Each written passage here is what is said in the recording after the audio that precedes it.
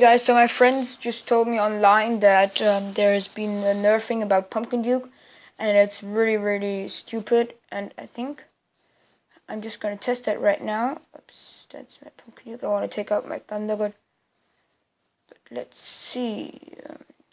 I think it was 21270. That's my second account. Rebel Bell. Alpha Male 69. Rebel Bell 69.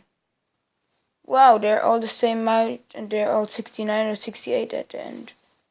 That's a bit crazy. But let's just go there and let's test if he really was nerfed.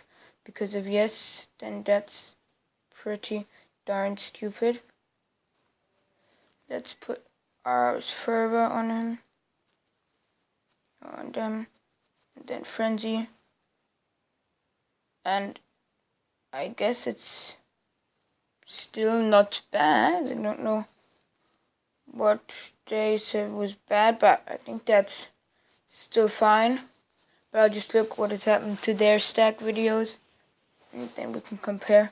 But yeah, guys, so this is just for you to see my Pumpkin Duke stack. And yeah, so thanks for watching, guys. See you next time. Hope you enjoyed. Have a nice day. Bye.